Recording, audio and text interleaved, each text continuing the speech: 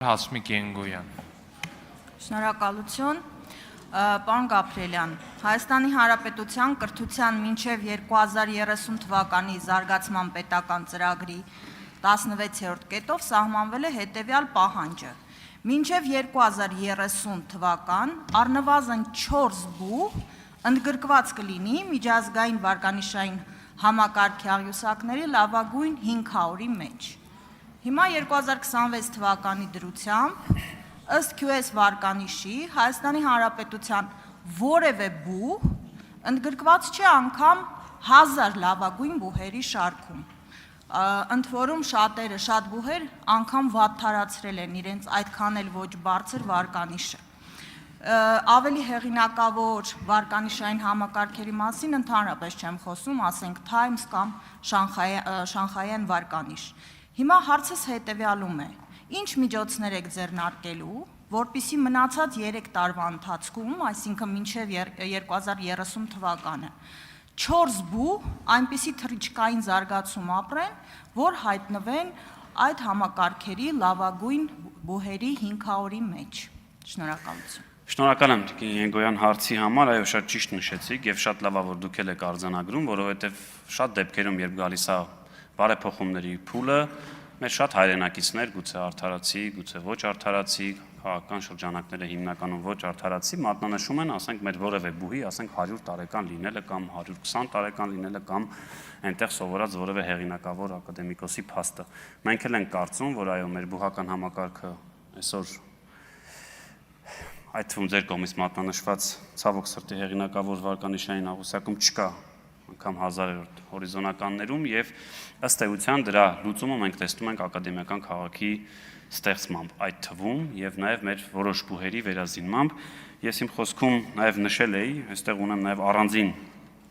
որոշ դրվագներ, որտեղ ուղիղ ֆինանսավորում է արել, որը մեր կարծիքով շատ մոտ ապագայում բերելու է դրան։ Եթե ձեր հարցը դրան է վերաբերվում, որ արդյոք 2030 թվականին մենք կունենանք այդ արդյունքը, որը արձանագրել ենք, լինեմ անկեղծ կդժվարանա պատասխանել, բայց ամենայն դեպս ամեն ինչ անելու ենք, որ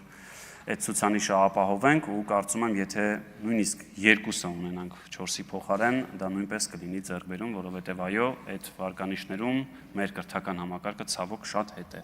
Այս քանի որ 1 րոպե 42 վայրկյան ունեմ, ներողություն խնդրեմ ձեզանից ձեր մյուս գործընկերների հարցին պատասխանեմ, որտեղ հարցը ձեր մեկն էր, էլի։ Պարոն Մանուկյան, թվերը բացված ստացել են վերջի տվյալներով ունեի մոտս, բայց վերջինը ուզեցի, որ սխալ չասեմ, մոտ 3998 գիտաշխատող է աշխատում, եւ օրինակ դուք նշում եք առանձին թվարկեմ, ինչքան ժամանակը կհերիքի, օրինակ ավակ լաբորանտ, ավակ ճարտարագետ 76000 դրամի փոխարեն ստանում է 179000, նրանց թիվը 483-ն է վերջին տվյալներով։ Կրտսեր գիտաշխատողը 85000 դրամի փոխարեն ստանում է 210000 դրամ, 894 հոգի են այդպես։ Գիտաշխատողները 90400 դրամի փոխարեն ստանում են այս պահին 276000, 3 անգամ ավելացել է։ Նրանց թիվը 910 է։ Առաջատար գիտաշխատողը 114000-ի փոխարեն ստանում է 443800 դրամ, նրանց թիվը 201 է։ Գիտական խմբի ղեկավարը 129000-ի փոխարեն ստանում է 410000 դրամ, նրանց թիվը 104-ն է։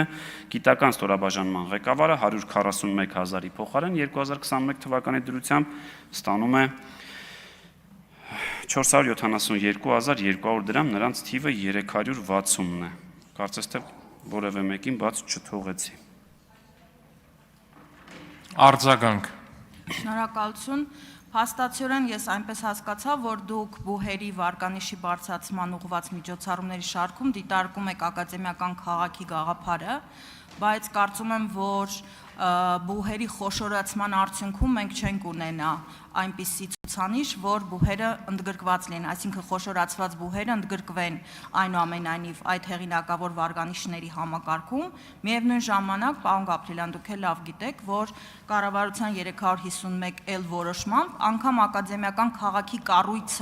կառուցելը 2030 թվականից տեղափոխվեց 2034 թիվ։ Բուհերի մասով էլ փաստացիորեն հիմա դուք էլ ընդունեցիք, որ հրաժարվում եք ձեր կողմից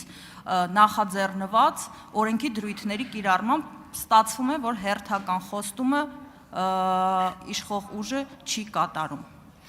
Շնորհակալ եմ Տիկին Ենգոյան, եկեք շտապենք 2030 թվականը արխիվում դեռ կա, կակրաս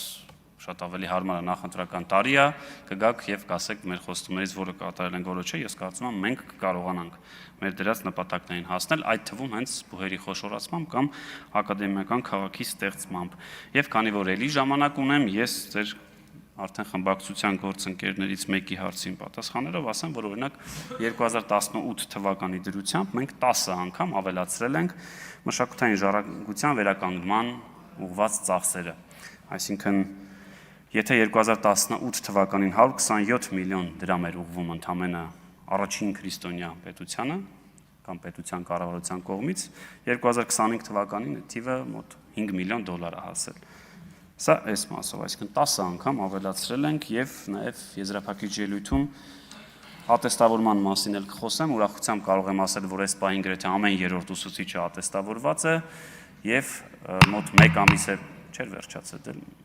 մոտ 1 ամիս է բացվել է նոր ատեստավորման համակարգը եւ արդեն մի քանի հազար ուսուցիչ դիմել է այս մասով, որ ատեստավորում անցնի։